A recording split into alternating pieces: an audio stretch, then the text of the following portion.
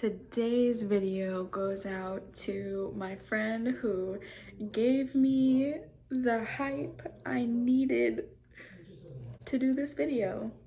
I just have one word to say. Desktop.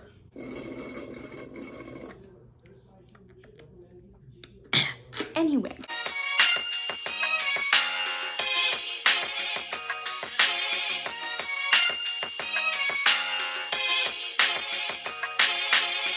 If you have no idea what this is Escapisms of the Month.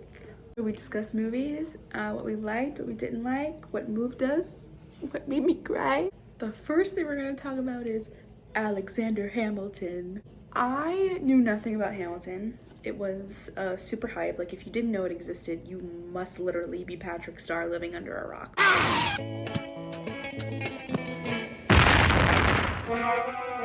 Because everyone knew it existed. Whether or not you knew anything about it was another question. Personally, I don't like listening to soundtracks of musicals that I haven't seen. I prefer to see them live and then listen to the soundtrack. But when it came out on Disney Plus, man, oh man, I saw it. My dad and I watched it together. It was honestly incredible. I am, however, really glad that I watched it on TV where I could have subtitles so that I could actually know what they were saying.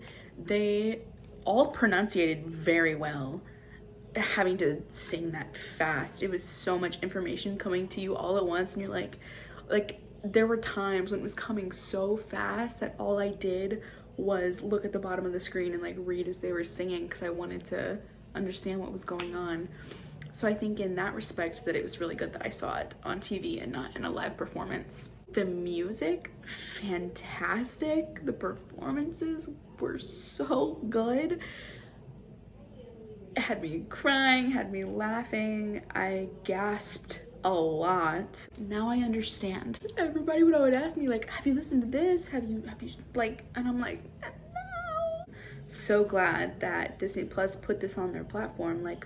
Why don't we have more of this? Why are musicals so inaccessible? Why? I don't get it. I feel like it could easily be on platforms, and it's not like people would stop going to Broadway, because Broadway is a whole experience in itself. So why? Well, Hamilton obviously gets 5 stars from me. Next up we have the F It list.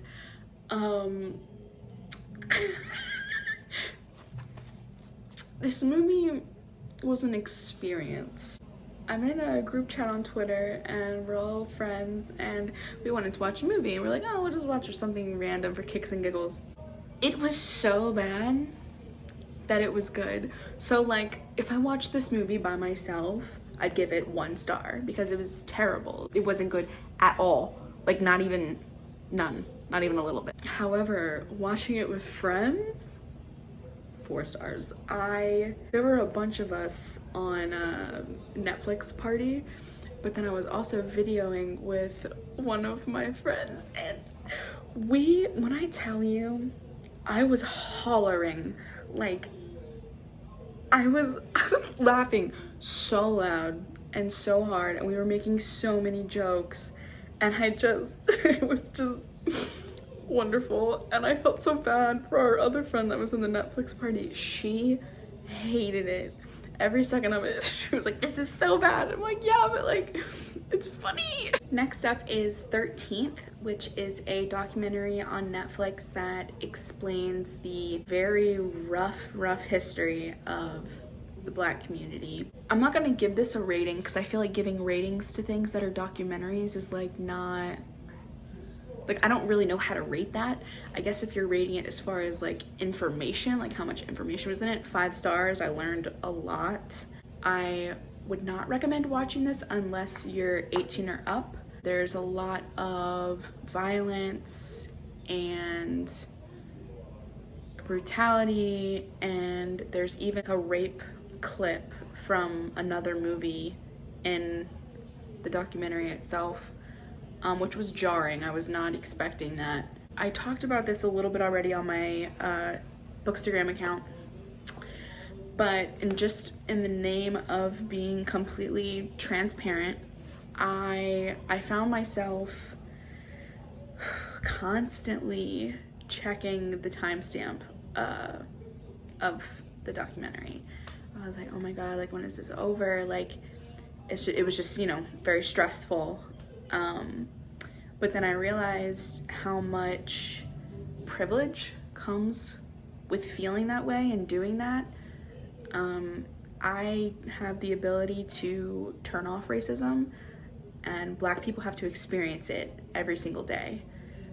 That they live it every day. And so that's why I think that it's important to watch, even if it's hard. The next movie I want to talk about is Hitch, which I also watched with friends from my group chat, and I love Hitch. I've seen it a million times. I was really excited for people in my group chat to watch it because some of them had never seen it before.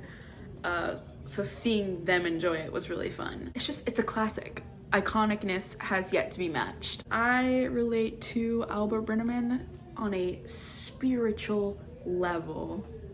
Love that guy. If you watched my Reading Rush bloopers vlog, you know that I love the dance moves, and you can have more of that in that video if you want. It's honestly a video that I feel like I'm gonna grow to be embarrassed of, but in the moment it's funny, so watch and get a chuckle. I don't know. Keep it right here. Hitch obviously gets 5 stars from me. Chef's kiss. The next movie is Cars, which I hadn't seen in years, probably like 12, 15 years. I do think that he was a jerk for too long. Like, Lightning McQueen is not a nice car, like, hard pass. What really made the movie was honestly the side characters. And I feel like if your side characters are stronger than your main characters, you might want to take that back to the drawing board, but that's just me. Mater is by far my favorite. Mater without the tuh. Like, I mean, yeah, like Mater, but without the tuh. You don't get much better. And there were a lot of jokes that I did not understand as a child that I got now, and I was like, Disney is really out here sneaking adult jokes into children's movies. It's honestly, it's talent. Cars gets 3 stars from me. The next movie is I Don't Know How She Does It, which really took me by surprise. My mom and I watched this just on a random thing, like, why not? I kept expecting it to be cliche. I kept thinking that I knew what was gonna happen because I had seen movies like this so many times. I loved the realness of discussing women in business and how they're treated differently. I would, however, say the only downside to this movie is that I needed more conflict. Like, I needed more. I felt like because they weren't going the cliche way, so they needed to go a different way, and they kind of curved it. They didn't like make a sharp turn, you know? So I needed more in that aspect. It's a very slice of life kind of movie. It was definitely enjoyable to watch. I needed more, you know? I needed some flavor. The next movie I have to share is The Half of It. It was so good. It was so good. I watched it with my friend, and this movie had me sobbing in a good way. It was so heartfelt and real and focused on all different kinds of relationships, both romantic and friendships. And it was so good.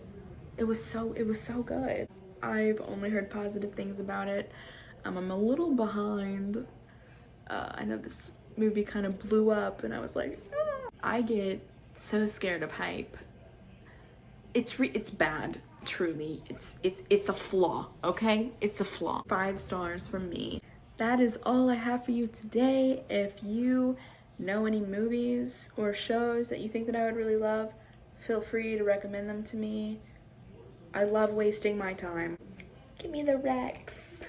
If you enjoyed this video, please like, comment, subscribe. Having conversations in the comments is one of my favorite things in the world, so feel free to just say hi. Bye!